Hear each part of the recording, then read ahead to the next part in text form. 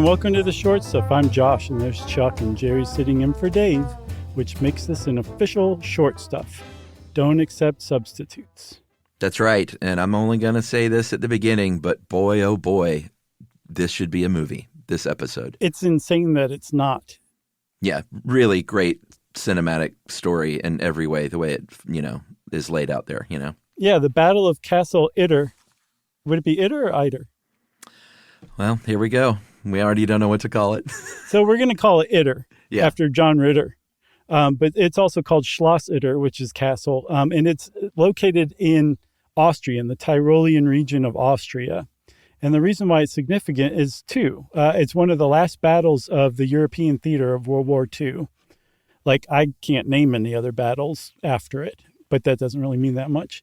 And then the second reason is because it is a really unusual battle in that Germans got together with Americans and French and fought the Nazis in this battle. Yeah, and other randos from different places like Czechoslovakia and Yugoslavia. Like It was like you mentioned, a real motley crew, real ragtag group. Yeah, but you didn't put both umlauts. You got to put it over the O too. Oh, I didn't. Oh, I'm sorry. Man, I screwed up. It was pretty great, everyone. Josh put this together, and he typed out Motley Crue, and he put umlauts over the U, just clearly as a little love letter to me. It was. Yeah, I got it. But I'm sorry, I screwed up the love letter. No, it's fine. It's the thought that counts. That's what they say, right? Yeah, but that's really patronizing. What if this was the very last battle? That makes it even more cinematic. I mean, that's what I read. It was like one of the last, and that could just be cool. Somebody hedging, and it could have been the last one. Yeah. All right. So this castle's sitting up there since the 13th century. Since 1878, it's been kind of in its present form, and it's been a bunch of things. It was a private estate for a while. It was a hotel for a while.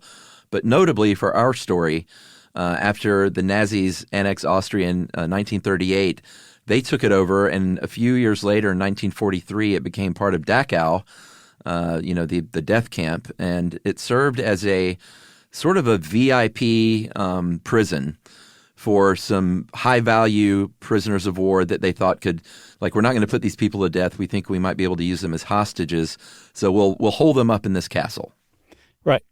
And there were some, like, real VIPs in there. There were 2 French generals, 2 former French prime ministers. Yeah. A tennis star who'd become a politician, and one of the sisters of Charles de Gaulle, who was like, I guess he was the head of the military in World War II, correct? Or was he No, he was the current prime minister, right, in exile. Oh, I thought he just built the airport. Yeah, hand by hand. But that was a side project that he did on weekends. Yeah, yeah. There were also, like you said, some Czech prisoners, some Yugoslavian prisoners. And they were there for a couple of years.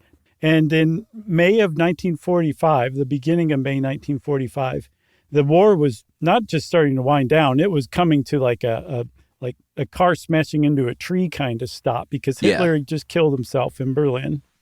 Mussolini had been strung up and hung out to dry, literally by partisans in Italy. And it was just very clear that Germany had lost World War II and the European theater was coming to an end. Yeah, that's right. They were literally about to offer up their formal surrender. But if you're in this castle, you're a little worried because the SS at this point, there's some SS that are like, hey, we're going to lay down our arms. The war is clearly over. Let's just get this over with. There's other SS that are like, 9. I'm going to go down in a blaze of glory and kill everyone that I can before they formally call this thing over. And so if you were in this castle as a VIP prisoner, you were worried that they were going to be coming for you, and they found out that that was true. Yeah. So one of the things that really unsettled them is on May 2nd, the butcher of Dachau, the guy who ran the prison camp, Eduard Witter, he showed up at the castle because, remember, this was like an annex of the Dachau prison system. And he was on the run from the Allies who had just liberated the camp right after he'd escaped. But being a horrible, terrible Nazi, as all Nazis are, he ordered the execution of 2,000 prisoners on his way out the door. The people at Castle Itter had heard about this. I mean, that's kind of a big deal even in World War II, even in Germany. And the fact that Vitter showed up, they're like, well, this is it for us. But instead, Vitter took his own life. He shot himself in the heart. That didn't work. So then he shot himself in the head while he had shot himself in the heart. Yeah. So he really finished the job. Yeah. A couple of days, I guess they were briefly relieved, and they're like, oh, well, thank God. Mm-hmm. But a couple of days after that, the commandment of the castle and all the guards, they left. And so all of a sudden, all these people are trapped in this castle, these prisoners. There's no way to get out. Even if they could get out, they know that there are probably hostile Germans nearby, and they don't want to meet up with them. So a handyman, a Yugoslavian handyman in the castle said, you know what, I'm going to make a run for it, you guys, and I'm going to go and try and meet up with the American troops that are coming our way and see if I can get us some help and rescue. He did make it to the Americans, which is, again, this is a movie, it's like an amazing success story that he found the Americans. And didn't get shot. Yeah, and the Americans were like, hey, listen, man, we're legally, the war's not quite over. We're not allowed to be in that area yet. But they were led by Major John T. Kramer, and he said, there will be a podcaster one day that will coin the term nuts to that. But I'm going to say it right now. Let's send a small detachment of tanks that way and see if we can help those guys out. I can't take credit for that. I learned that from Grandpa on Simpsons. Oh, was that him? Yeah. That's funny. So, yeah, Major John Kramer says, we're going to go help you guys. And he leads a column of tanks over. He turns the steering wheels and heads them toward Castle Itter. And I say we take a break here because I think it's a pretty good spot. Yeah, let's do it. SYSK. You should know. SYSK. You should know. Brian? Josh Clark.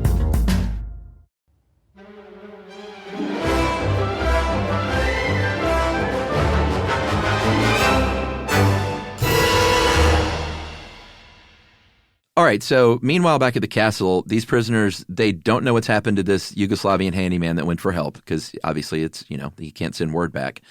So another volunteer stepped forward. This is the cook of the castle. And he said, all right, I'm going to try and go get help. He finds, oh God, this is such a movie. He finds a German major, Sepp Gangl. And this guy, you said, all Nazis were terrible. I guess you would call him almost a former Nazi because he was one of the dudes that was like, no, this is what we're doing isn't right. So he broke with the SS. He was leading a little group of Allied friendly troops. So he was a complete turncoat. And he said, all right, let's get together and go get these prisoners. Like we finally have a job to do, Guns of the Navarone style. Mm-hmm. Let's go save these prisoners. Yeah. So Gangel's on his way now to Castle Itter. And on the way, he runs into a tank commander. And his tank, the Besotten Jenny, is the name of the tank. And the commander's name is Jack C. Lee Jr., his captain. And Gangel tells him what's going on. And Jack C. Lee says, sir, I'd really like to take part in that. Let's go. So he grabs a few members of his company, a few members of a nearby all-black Company D of the 17th Armored Infantry Battalion. And good movie stuff. Yeah, all played by Jim Brown in different disguises. And then he puts them all together, and he and Gangel and their ragtag group of people start moving toward Castle Itter. And this is not like some sort of, first of all, this isn't sanctioned. This is not like some obvious platoon that's already been assembled. Like this is just a group of people who were like, yeah, I want to go get those people out of that castle. And they said, come on. And this is the group that's moving toward Castle Itter. And they finally get there, I think about 12 hours before the siege finally began on the castle. Yeah, so they suspected there were Germans coming their way, and they were right. The Waffen SS, they were the combat detachment of the SS. Really bad dudes, very elite fighters. They arrive at the castle, like you said, about 12 hours after this ragtag group is there to defend them. And they take out Besotten Jenny right away. They take out that tank. It was a pretty smart move, I guess, to go ahead and get the heavy artillery down. Mm-hmm. It was parked in front of the main gate. So with that tank gone, they were basically, fully free to just assault this castle outright. And a battle starts, like a really gruesome battle. Inside the prison, they had broken to the armory, so they had some stuff to defend themselves with, like pistols, some rifles, and machine guns. But these are pistols and machine guns and rifles, not heavy artillery, which is kind of what they needed at that point. Yeah, I think the Nazis had some 80 millimeter gun that they were using to pound the castle walls. This is like a medieval siege that's going on, but with modern armory, right? Yeah.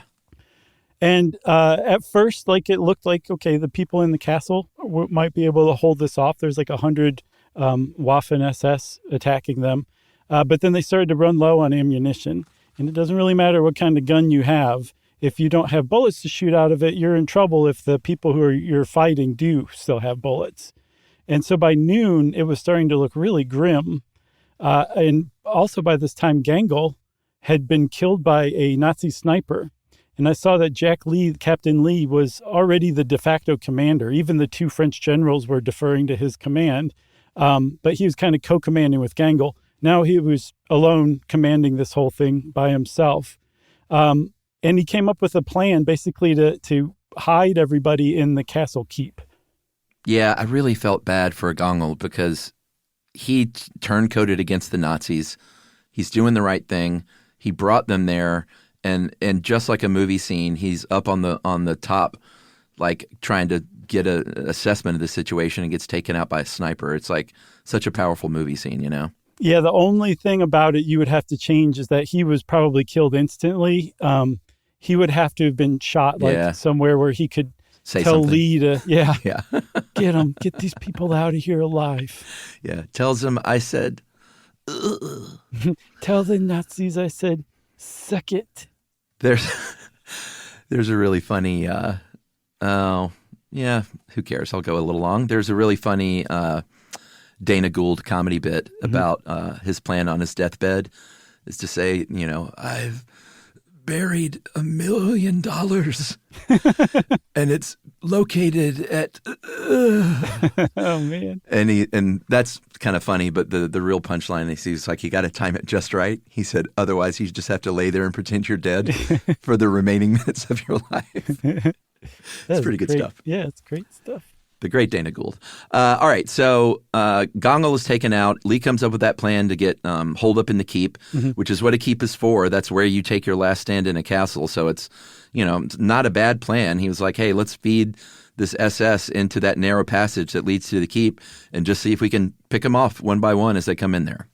Yeah, and it's not a bad plan, but the chances of anyone in the castle surviving during that plan is pretty low. And then just as things were at their most hopeless, seriously, this is how it happened, that column of tanks that was originally contacted by the Yugoslavian handyman who first made a run for it, led by Major Kramer, show up, and they flank the Nazis or attack the Nazis from the rear and just immediately scatter the people besieging this castle, and the battle ends almost immediately. Yeah, and, oh man, if this is true, then it just writes itself because supposedly Kramer got to the castle, met up with Captain Lee, and Lee said, "What kept you?" That was a quote from Lee later on recounting it. Yeah, I would punch that up to what took you so long. Yeah. With like a little wink or something, but and then maybe they fall in love. Yeah, and Kramer responds with traffic. Oh man, that's so perfect. Very sadly, I guess it's good news that Gangel was the only casualty. It's sad that was him again because he was pretty brave for going against his own kind. But he was the only casualty out of all of that. And this ragtag group held off this force until the reinforcements arrived. Yeah. Like, happy ending. Major Lee lived to be an old man. I think he died in the 70s. And he was awarded the Distinguished Service Cross for this. Amazing. Yeah. Yeah, you're right. This is movie stuff, like out the yin-yang. Right out the yin-yang. Which means, of course, short stuff is out. Stuff You Should Know is a production of iHeartRadio. For more podcasts from iHeartRadio, visit the iHeartRadio app, Apple Podcasts, or wherever you listen to your favorite shows.